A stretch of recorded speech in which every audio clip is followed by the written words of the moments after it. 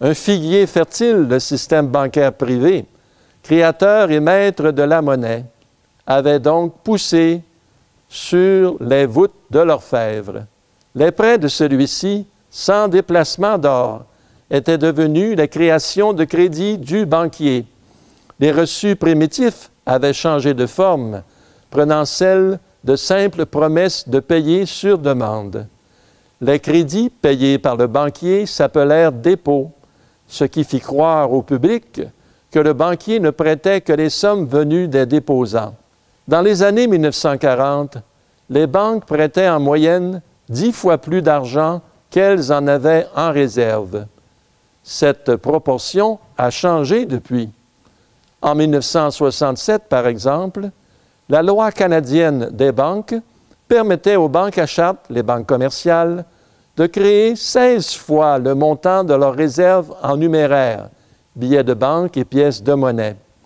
Depuis 1980, les banques devaient détenir une réserve minimale de 5 % en argent liquide, ce qui leur donnait donc le droit de créer 20 fois ce montant. En pratique, les banques peuvent prêter beaucoup plus que cela, car elles peuvent augmenter leurs réserves en numéraire, billets de banque, à volonté, en achetant ces billets, ces réserves de la Banque centrale, Banque du Canada, avec de l'argent de comptabilité qu'elles ont créé. Ainsi, il a été établi en 1982, devant un comité d'enquête de la Chambre des communes sur les banques à charte canadiennes, qu'en 1981, les banques canadiennes, dans leur ensemble, avaient prêté 32 fois leur capital. En 1990, aux États-Unis d'Amérique, le total des dépôts dans les banques commerciales s'élevait à 3 000 milliards de dollars, tandis que leurs réserves en argent liquide s'élevaient à 60 milliards seulement, donc 50 fois moins. En décembre 1991, le Parlement canadien adoptait une nouvelle version de la loi sur les banques, qui est renouvelée environ tous les 10 ans, qui stipulait qu'à partir de janvier 1994, le pourcentage d'argent liquide que les banques doivent posséder passait à 0 %. Ainsi, pour le troisième trimestre de 1995, les banques canadiennes avaient prêté plus de 70 fois leurs réserves.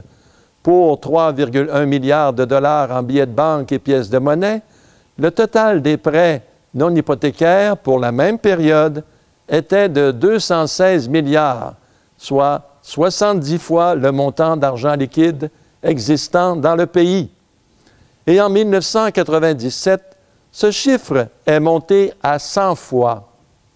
En d'autres mots, il n'y a plus aucune limite prescrite maintenant par la loi. La seule limite à la création d'argent par les banques, c'est le fait que des individus désirent encore être payés avec du papier-monnaie. Et si trop de personnes se présentent ensemble la même journée pour retirer leur argent en papier-monnaie de la banque n'a tout simplement pas assez de papier-monnaie pour les payer tous.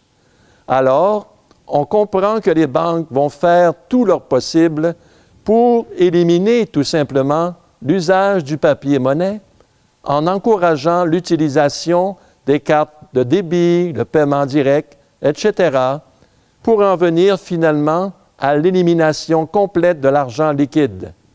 Elles prêcheront l'existence d'une seule forme d'argent, l'argent électronique. L'argent ne sera plus du papier-monnaie, mais un simple signal, unité d'information dans un ordinateur. Nous venons donc de voir que les banques créent l'argent lorsqu'elles accordent un prêt. Le banquier crée l'argent, non pas l'argent de papier-monnaie, mais l'argent fiduciaire ou d'écriture, lorsqu'il accorde un prêt aux individus ou au gouvernement. Lorsque je quitte la banque avec mon emprunt, il existe dans le pays une nouvelle source de chèques qui n'existait pas avant.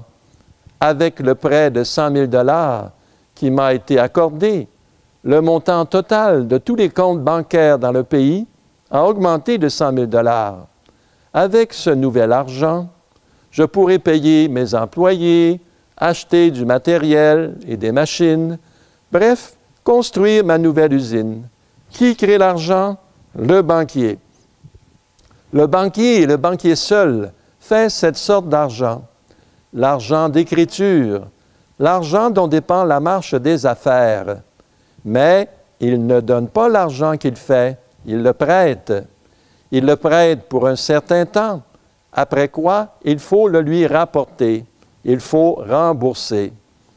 L'emprunt fait naître l'argent et le remboursement fait mourir l'argent. Le banquier met l'argent au monde quand il prête et le banquier met l'argent dans le cercueil lorsqu'on lui rembourse. Le banquier est donc aussi un destructeur d'argent. Un banquier anglais distingué, Reginald McKenna, qui fut un temps ministre des Finances de son pays, puis plusieurs années chairman président de la Midland Bank, une des 5 grosses banques d'Angleterre, disait en 1934 à une assemblée annuelle des actionnaires de cette banque, je cite, « Le peuple ignore généralement que le volume de l'argent en circulation dépend de l'action des banques.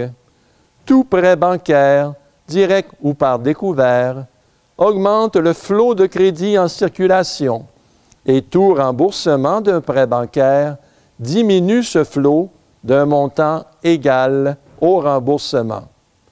Et le système est tel que le remboursement doit dépasser l'emprunt. Le chiffre des décès doit dépasser le chiffre des naissances. La destruction doit dépasser la fabrication. Cela paraît impossible et c'est effectivement collectivement impossible. Si je réussis à rembourser, un autre fait banqueroute. Parce que tous ensemble, nous ne sommes pas capables de rapporter plus d'argent qu'il en a été fait, fabriqué. Le banquier fait le capital, et rien que le capital. Personne ne fait l'intérêt, puisque personne d'autre ne fait l'argent.